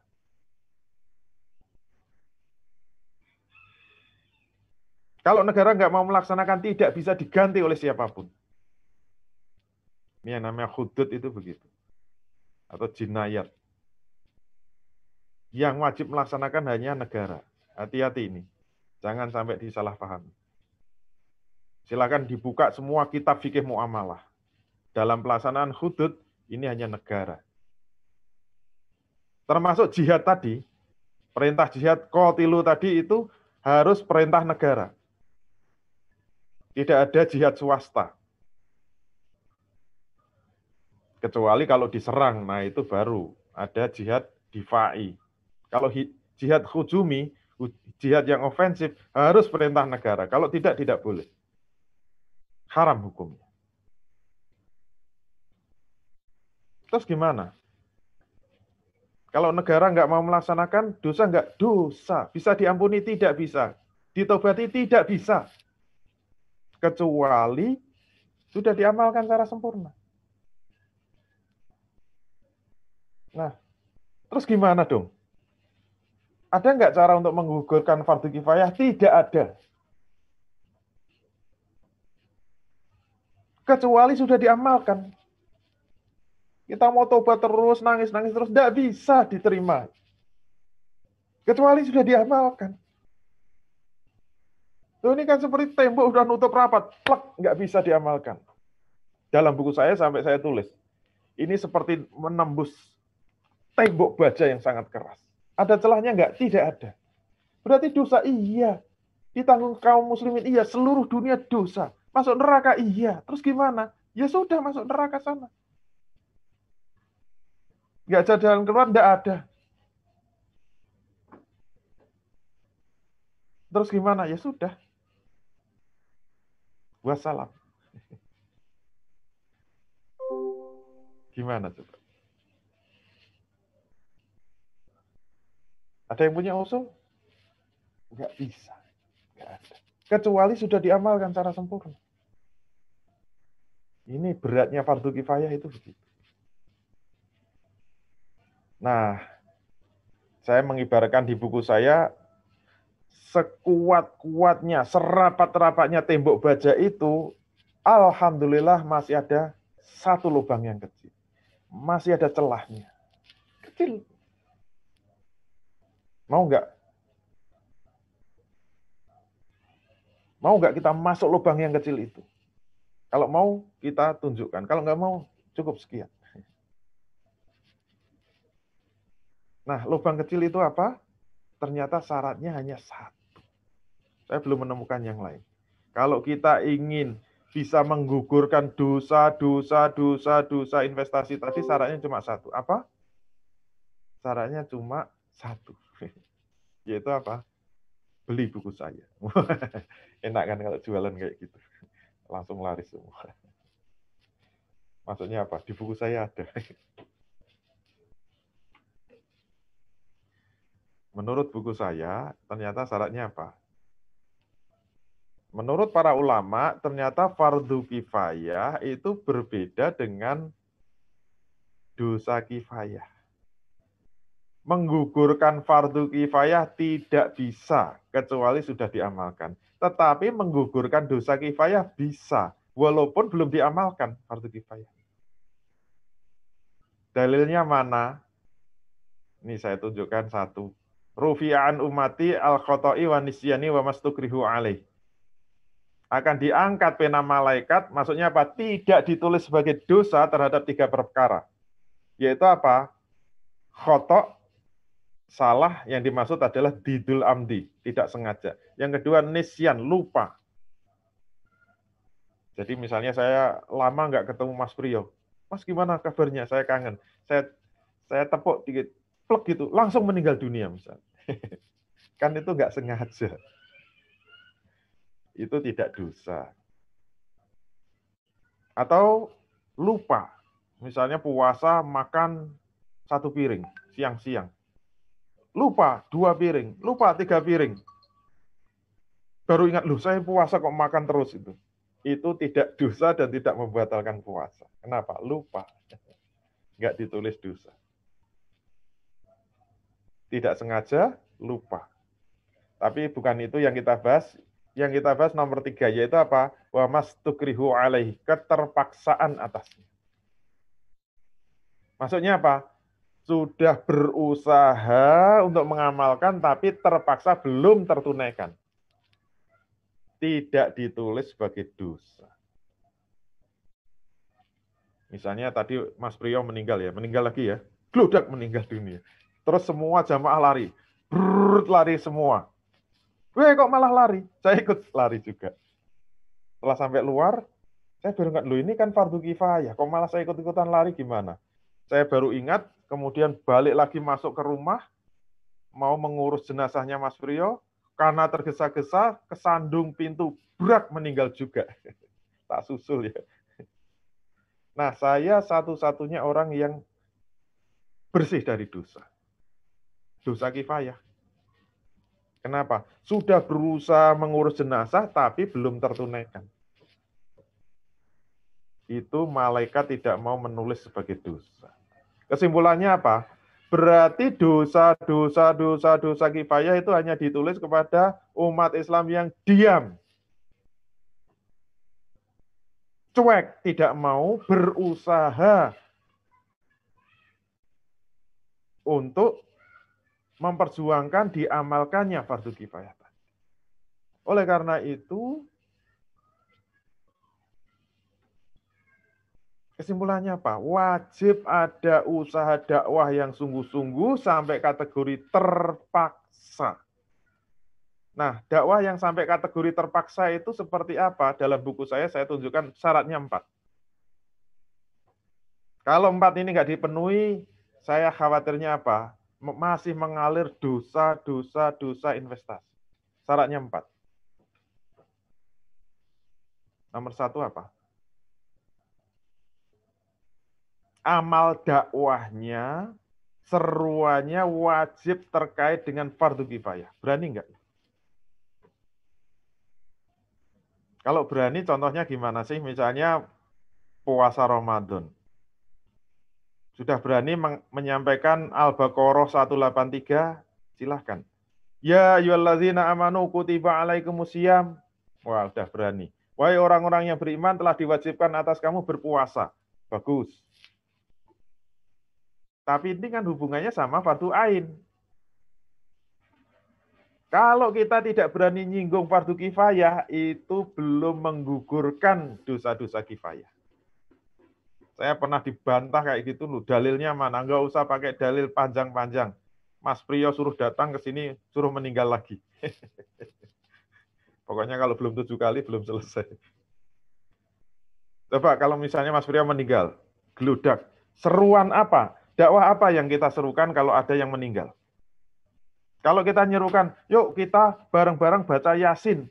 Kita yasinan, kita tahlilan. Dapat pahala enggak? Insya Allah dapat. Saya pernah di debat, mana ada dalil orang mati kok yasinan? Ada dalilnya. Iqra'u yasin ala mautikum. Itu hadisnya sahih, Bukhari. Imam Bukhari. Bacakan surat Yasin kepada orang yang sudah meninggal di antara kamu.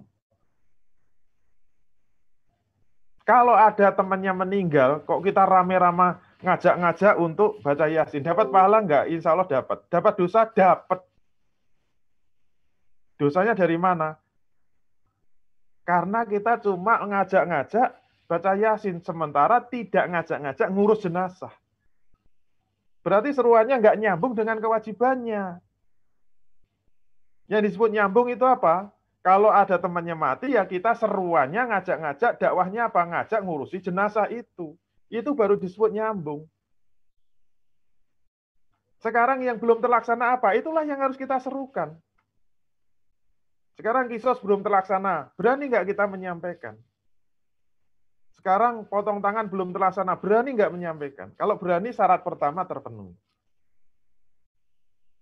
Apakah kalau berani, sudah berani mendakwahkan itu kita sudah selesai? Belum. Masih ada yang kedua. Yang kedua apa? Yang kedua ternyata tidak bisa dilakukan secara sendiri-sendiri.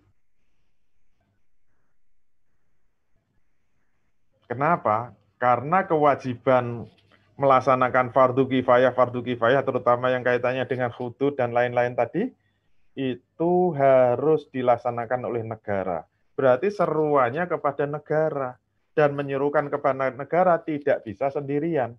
Karena kaidah malayatimul wajibu illa bihi fahuwa wajibun. Apa-apa yang suatu perkara tidak sempurna pelaksanaannya kecuali dengan sesuatu, maka sesuatu itu menjadi wajib hukumnya. Ini di buku saya memang penjelasannya panjang, tapi secara ringkas pakai kaidah fikih tadi. Berarti kalau kita menyerukan itu sendirian masih belum dianggap, kalau istilah dakwah itu belum masuk ke area thoriqoh dakwah. Baru fikroh dakwah. Karena yang disebut thoriqoh itu antara amal yang kita lakukan dengan hasilnya harus masuk dalam benak kita. Masuk logika sebab akibatnya menurut akal kita. Ini penjelasannya panjang. Oke, kita sudah masuk kelompok, kita sudah berjamaah, kita sudah bersama-sama menyerukan kepada negara agar mau melaksanakan syariat Islam. Apakah sudah cukup? Belum. Masih ada syarat yang ketiga, yaitu apa? Jangan salah masuk kelompok. Nah, kelompok organisasi massa itu ada dua jenisnya, yaitu jamaah khairiyah dan jamaah syiah. Harus hati-hati. Jamaah khairiyah itu apa? Jamaah sosial kemasyarakatan. Berarti dia amalnya apa? Amal sosial kemasyarakatan. Misalnya membangun rumah sakit Islam, membangun panti asuhan Islam, membangun sekolah-sekolah Islam, itu namanya jamaah khairiyah. Dapat pahala enggak? Insya Allah dapat. Dapat dosa enggak? Insya Allah dapat. Dosa apa? Dosa investasi. Kalau kelompoknya tidak mau menyeru seruan politik. Seruan politik itu apa? Siasah. Politik itu siasah. Siasah itu apa? Ri'ayatus su'unil ummah. Dakhilian wa kharijian. Yang disebut politik itu apa? Pengaturan kehidupan umat baik dalam negeri maupun luar negeri. Maka yang disebut politik Islam ya pengaturan kehidupan masyarakat baik dalam negeri maupun luar negeri dengan Islam. Oleh karena itu kelompok yang kita masuki apa? Harus kelompok yang tugasnya menasihati penguasa agar mau meriayah mengurusi rakyatnya dengan syariat Islam. Itu namanya kelompok politik Islam. Kutlah Siyasah Islamiyah. Kalau kita nggak masuk kelompok itu, berarti belum gugur dosa investasi. Oke, itu sudah 3. Kalau sudah masuk kelompok Siyasah Islamiyah, sudah cukup belum? Belum. Kenapa? Kalau sudah masuk kelompok, itu tidak boleh setor nama saja. Kita wajib terlibat dengan aktif sampai terpaksa, sesuai aturan-aturan pemimpinnya atau amirnya. Kalau kita nanti pengen istirahat sebentar, khawatirnya apa? Mengalir lagi dosa-dosa investasi. Sampai mati kita tidak boleh berhenti dari usaha sampai terpaksa. Kalau kita meninggal dunia, hapus gugur dosa investasinya. Insya Allah begitu. Nah, itulah yang kita harapkan. Semoga kita bisa mengamalkan. Dan semoga apa yang saya sampaikan bermanfaat. Terima kasih. Kalau ada yang ditanyakan, monggo. Kalau enggak ada, silahkan lambaikan tangan. Cukup sekian. Assalamualaikum warahmatullahi wabarakatuh. Waalaikumsalam warahmatullahi wabarakatuh. Masya Allah. Boleh melambaikan tangan sekaligus memberi tanggapan. Ini harapannya ya. Masya Allah, ini materi yang boleh dikatakan mengerikan ya. Kalau kemudian kita sekarang sudah paham bagaimana dosa kifayah itu lahir. Nah, ini tinggal kita bagaimana. Nah, baik. Ini kita akan ada sesi tanya jawab. Afwan Ustadz, ini sudah melebihi jam 10.30 ya, sesuai dengan akad. Masih boleh dilanjut, Ustadz? Iya, sampai jam 11 kurang dikit. Alhamdulillah. Ya, jadi rekan-rekan sekalian, Ustadz ada jadwal lagi kajian jam 11, jadi mohon bisa kita maksimalkan. Baik, langsung saja. Ini ada beberapa pertanyaan yang sudah masuk ke meja redaksi. Sekali lagi, ini disaksikan juga di laman Facebook Dakwah Tangerang. Para pemirsa yang ada di manapun yang ingin memberikan pertanyaan silahkan. Dan juga termasuk di peserta yang ada di Zoom meeting. Pertanyaan pertama ini tadi masuk dari Ustadz Mabsus ini. Oh, tadi sebenarnya udah dijawab ya. Apa padanan istilah dosa investasi dalam istilah fikih, Ustadz? Berarti jawabannya dosa kifayah, Ustadz ya? Iya. Oh, sudah terjawab. Alhamdulillah. Nah, alhamdulillah. Berarti saya dapat nilai 100. Baik, pertanyaan dari Abu Afi. Ustadz, apakah dosa investasi ini akan terputus apabila kita ada di dalam bagian yang berupaya memperjuangkannya untuk diterapkannya syariat Islam? Baik, terima kasih Ustaz Abu Afi. Kalau kita sudah masuk ke dalam kelompok kutlah atau jamaah yang memperjuangkan atau mendakwahkan kepada negara agar negara mau melaksanakan syariat, apakah sudah gugur dosa investasinya? Jawabnya apa? Belum. Belum gugur. Kenapa? Itu baru memenuhi syarat ketiga. Itu baru 1, 2, 3 terpenuhi. Ingat masih ada yang keempat, yaitu apa? Tidak boleh hanya masuk. Tidak boleh hanya masuk. Setelah masuk harus ada amal dakwah bersama-sama dengan jamaah untuk memperjuangkan atau mendakwahkan agar syariat Islam dilaksanakan oleh penguasa, oleh negara. Jadi kalau masuk saja belum cukup. Tidak boleh cuma store nama. Oh, yang penting nama saya sudah tercatat. Tidak boleh. Karena ukurannya itu wa mastukrihu alaih. Harus ada keterpaksaan atasnya. Yang bisa menggugurkan dosa hanya terpaksa. Sudah berusaha, kok belum terwujud, itu namanya gugur dosanya. Jadi yang gugur cuma dosanya tidak dicatat. Tapi fardu kifayahnya tidak gugur. Fardu kifayahnya tidak gugur. Oleh karena itu, ukuran kita itu pena malaikat diangkat, rufi'a an ummati, pena malaikat tidak digunakan menulis atau diangkat, syaratnya apa? Keterpaksaan atasnya. Jadi kita harus mati-matian berusaha beramal dengan amalan dakwah yang masuk kategori terpaksa. Maksudnya apa? Belum terlaksana, kita sudah meninggal dunia. Gugur jadi dosa kifayah. Itu aja yang kita harapkan. Alhamdulillah manusia itu dimensinya dimensi usaha, bukan dimensi hasil. Kalau kita sudah mendakwai penguasa, kalau nggak mau, nanti urusannya penguasa. Nanti kalau diminta pertanggungjawaban di hadapan Allah, kamu sudah mendakwai penguasa belum? Sudah, buktinya mana? Nanti semua diputar kan? Filmnya diputar. Buktinya mana? Saya pernah ngisi di Tangerang lewat Zoom. Misalnya begitu. Begitu ya. Saya kembalikan studio 1. Baik, Ustaz.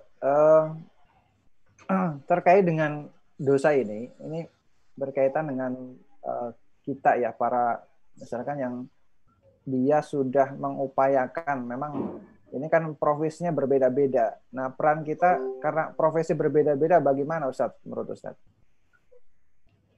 Iya. Untuk dakwah, beban dakwah Islam itu Allah tidak membeda-bedakan. Selama kita ngaku-ngaku Muslim, selama kita ngaku-ngaku orang Islam, itu taklifnya sama. Kecuali kalau nanti ada taksisnya atau pengecualiannya. Selama itu taklifnya sama, maka itu berlaku seluruh kaum muslimin dan muslimat. Laki-laki maupun perempuan. Apapun profesinya, yang penting dia sudah balik. Karena mukallaf itu dihitung setelah balik. Begitu kita masuk balik, itu beban tanggung jawab Allah itu langsung di pundak semua orang Islam. Itu secara sama. Tetapi memang nanti kalau tidak diamalkan itu memang beban dosanya jelas beda. Yang paling berat tentu saja penguasa. Pemimpin itu paling berat. Nomor 2 ya pembantu-pembantu penguasa gitu. Nomor 3 ya nanti level gubernur-gubernurnya, nanti ke bawah lagi bupati-bupatinya. Yang dapat kecil-kecil itu rakyat biasa. Kayak kita ini rakyat biasa dapat kecil-kecil. Tapi jangan khawatir, kecil-kecil dijumlah banyak ya jadi banyak. Semua itu dapat beban yang sama, taklifnya sama, tapi memang dosanya levelnya beda-beda. Para ulama ini lebih berat dari rakyat biasa. Kayak saya itu rakyat biasa. Ulama yang ngerti ilmu, yang tahu ilmu, yang paham Quran, paham sunnah, ini bebannya lebih besar. Penguasa bebannya lebih besar. Kalau nggak dilaksanakan berarti dosanya yang lebih besar. Rakyat-rakyat kecil ini cuma dapat cipratan kecil-kecil. Tapi masalahnya banyak gitu loh. Itu yang jadi masalah gitu. Oleh karena itu apapun profesinya, kalau mengikuti 4 syarat tadi itu sebenarnya kalau diringkas kan cuma satu kan. Dari 4 syarat itu kalau diperes itu cuma satu. Apapun profesinya itu kalau kita ingin menggugurkan itu cuma satu kan. Masuk kepada jamaah dakwah yang memperjuangkan agar syariah bisa diamalkan oleh negara. Jadi diringkas cuma satu. Mau masuk apa enggak? Terus bersama-sama mendakwahkan secara berjamaah. Selesai itu. Kan tidak peduli dia itu profesinya apa. Enggak ada kan syaratnya harus pengusaha kan enggak ada. Apa syaratnya harus PNS enggak ada. Semua yang mengaku dirinya Islam itu apa? Kalau ingin gugur dosa investasinya wajib masuk jamaah yang memperjuangkan agar syariat Islam itu bisa diamalkan oleh negara. Ini hubungannya dengan fardu kifayah soalnya. Kalau fardu ain kan udah beres. Enggak kita bahas di forum ini. Begitu ya. Baik Ustadz, Masya Allah, ini makin gemetar saya ya mendengar penjelasannya. Baik, kita memberikan kesempatan bagi kawan-kawan yang sudah bergabung di Zoom meeting untuk dapat memberikan pertanyaan atau tanggapan secara langsung. Silahkan, langsung saja. Bagi para bunda atau umi, mohon untuk tidak menyalakan videonya ya. Cukup suaranya saja jika itu umu atau bunda. Silakan. Masih ada waktu 5 menit lagi sebelum beliau akan menyampaikan materi di majelis lainnya ya. Baik. Ada yang mau disampaikan? Silakan. Jika tidak ada nanti ini masih ada banyak pertanyaan sebetulnya, cuman beberapa yang kami ambil yang paling relevan dengan materi ini. Ustadz Mabsus mau menyampaikan, silakan. Assalamualaikum. Waalaikumsalam warahmatullahi wabarakatuh. Sebutkan nama dan domisili di mana? Nama Wakidi di Aceh Tara. Pak Wakidi di? Aceh Ya, Tara. silakan. Kalau Ya. mau mendapatkan investasi dosa itu gimana ya? Gimana? Kalau beli buku investasi dosa itu lewat siapa? Oh, Masya Allah. Saya pikir pertanyaan apa ya, Masya Allah ini. Bisa didapatkan di mana? Mungkin di mana, Ustaz? Langsung japri saya aja nanti. Nanti kasihkan nomor WA-nya. Baik, Masya Allah. Ini memang materinya luar biasa sekali. Selain ini ada yang mau memberikan tanggapan selain itu, Pak Wakidi? Udah sih nggak ada. Ya intinya kan memang kita harus masuk ke dalam jamaah itu untuk mengemban dakwah yang sangat berat ini. Karena untuk menantang Aisyah itu tantangannya sangat berat kan. Ya. Baik. Selanjutnya kepada Ustadz Mabsus. Silakan. Baik. Assalamualaikum warahmatullahi wabarakatuh. Waalaikumsalam. Alhamdulillah bisa bersua dengan guru Ustadz Sondro. Semoga beliau diberikan kesehatan oleh Allah Subhanahu wa taala. Amin. Ustadz, memang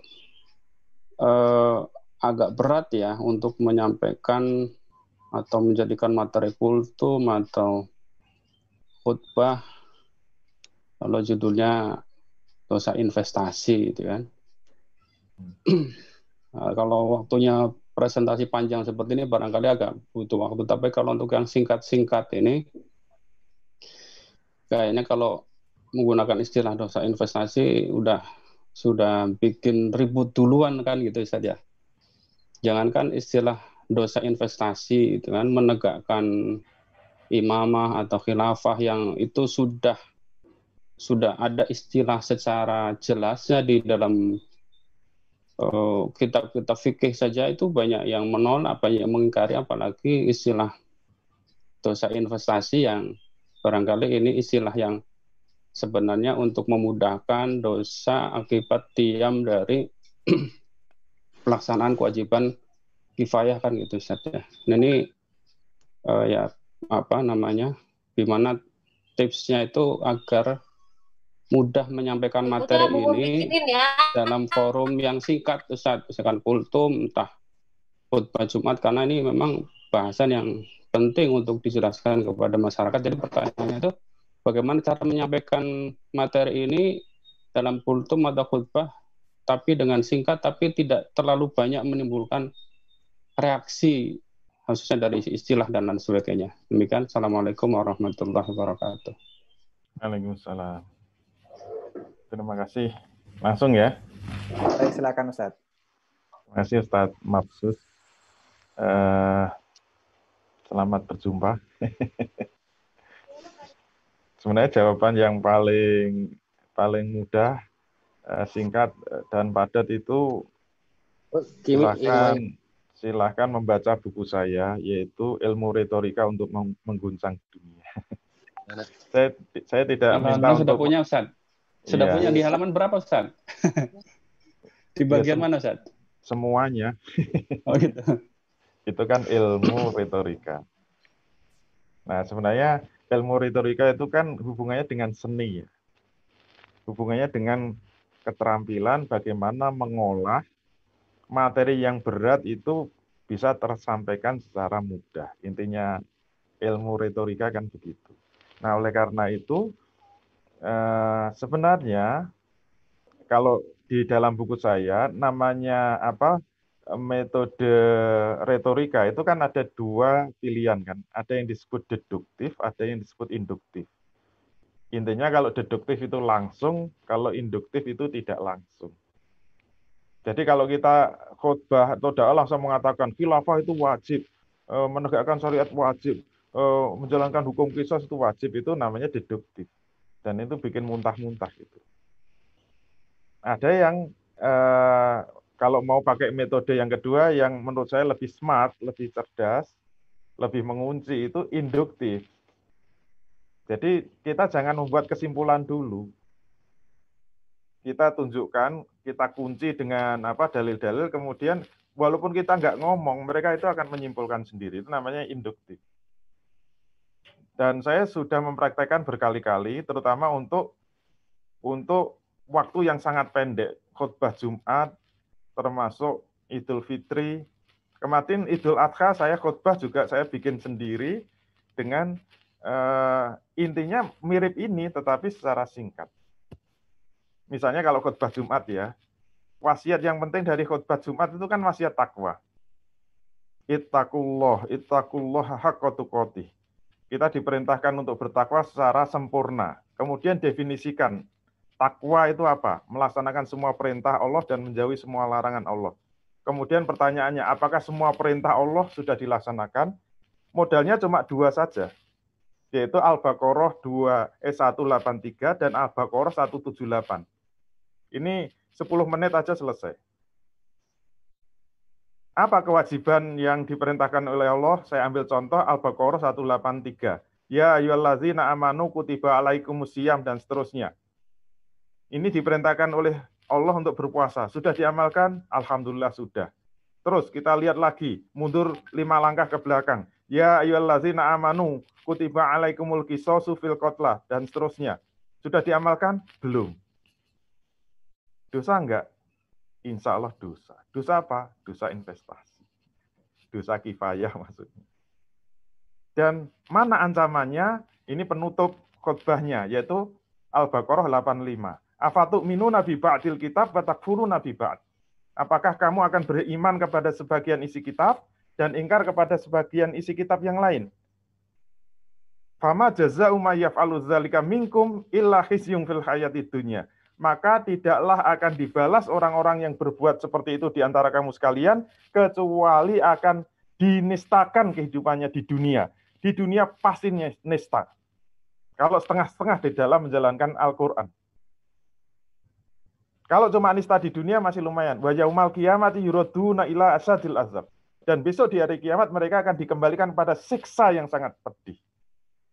Jadi kalau kita menjalankan Islam separuh-separuh itu pasti masuk neraka. Wa ma'allahu bighafilin amma ta'malun. Dan Allah tidak akan lengah sedikit pun terhadap apa-apa yang kamu kerjakan selama hidup di dunia.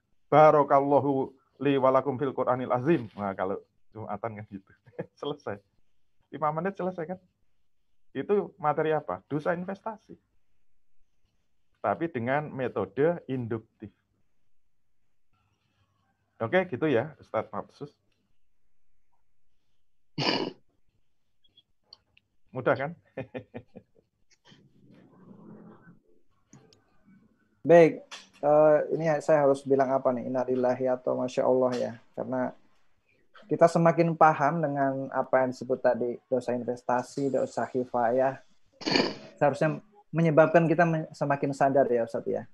Dan alhamdulillah ini pencerahan yang luar biasa pada pagi hingga menjelang siang ini. Mudah-mudahan kita semua profesi tadi tidak ada batasan untuk bisa terus mengingatkan saudara-saudara kita bahwa ternyata ada kewajiban yang maha luar biasa dahsyatnya yang belum kita tunaikan. Dan semoga saja kita termasuk sedikit atau banyak ya orang-orang yang kemudian menyampaikan, mengusahakan agar kemudian fardu kifayah tadi bisa untuk dilaksanakan. Baik Ustadz, ini mohon maaf karena sudah menjelang jam 11 karena harus mengisi kajian kembali. Namun mungkin sebagai penutup, dan mohon maaf para pemirsa yang ada di Facebook dan lainnya yang di YouTube juga tidak bisa tercover pertanyaannya.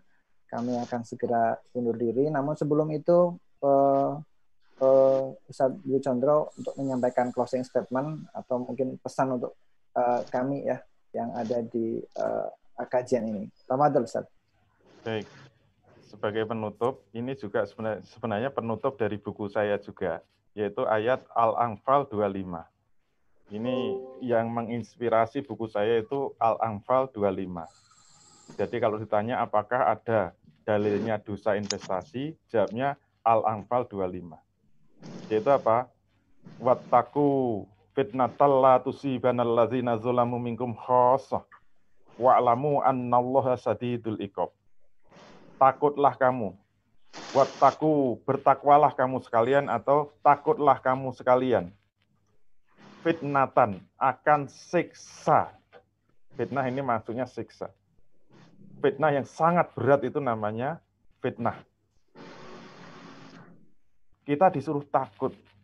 Takutlah kamu sekalian akan siksa yang tidak hanya menimpa orang-orang yang zolim saja di antara kamu sekalian. Zolim itu maknanya apa? Tidak mau mengamalkan syariat Islam. Kalau penguasa tidak mau mengamalkan syariat Islam, itu nanti yang disiksa tidak hanya penguasanya. Makanya kita suruh takut. Semua harus takut. Nanti kalau Allah sudah menurunkan siksa, semuanya kena. Kayak sekarang Allah menurunkan siksa dalam bentuk pandemi corona. Siapa yang kena? Seluruh manusia kena, termasuk yang baik-baik, yang soleh-soleh kena. Kita disuruh takut. Wa'lamu annallaha sadidul iqab. Ketahuilah bahwa siksa Allah itu sangat berat di dunia dan di akhirat. Kalau sampai kita diam. Kita buka tafsir. Semua mufasir mengatakan ini ayat arahnya kenapa? Arahnya kita tidak boleh diam. Kita wajib berdakwah. Kenapa? Kalau sampai tidak mau berdakwah, mengingatkan kepada penguasa yang zalim, kita akan disiksa, baik di dunia maupun di akhirat. Nauzubillah min dzalik. Semoga kita takut, semoga kita bertakwa, semoga kita semua diberi kekuatan dan pertolongan oleh Allah Subhanahu wa taala. Allahumma amin. Amin, amin. Mohon maaf kalau ada kesalahan dan kekurangan dari saya. Wal afu minkum. Billahi taufiq wal hidayah. Wassalamualaikum warahmatullahi wabarakatuh. Waalaikumsalam warahmatullahi wabarakatuh. Jazakumullah khair kepada guru kami, Ustadz Haji Dwi Condro Triyono PhD yang sudah memberikan pencerahan dan penyadaran sekaligus juga pencerahan pada pagi hingga menjelang siang ini. Dan mudah-mudahan kita berdoa untuk beliau senantiasa sehat dan terus bisa memberikan pencerahan kepada umat pada umumnya. Amin ya rabbal alamin. Baik, rekan-rekan sekalian, para pemirsa yang dimanapun berada, ini sudah di penghujung acara. Last minute, 2 menit lagi, mudah-mudahan ada persiapan untuk Ustadz kajian berikutnya. Dan mudah-mudahan kita bisa dipertemukan lagi dengan suasana yang lebih baik, insyaallah. Sekali lagi terima kasih kepada seluruh para peserta yang di Zoom meeting dan ada di manapun berada. Kami tutup bila taufiq wal hidayah dengan istighfar 3 kali, astagfirullahaladzim, astagfirullahaladzim, astagfirullahaladzim, dan doa penutup majelis. Subhanaka Allahumma wa bihamdik asyhadu an la ilaha illa anta astaghfiruka wa atubu ilaik. Semoga menjadi keberkahan dan ilmu yang bermanfaat untuk dunia dan akhirat. Amin ya rabbal alamin. Bila taufiq wal hidayah. Wassalamualaikum warahmatullahi wabarakatuh. أعوذ بالله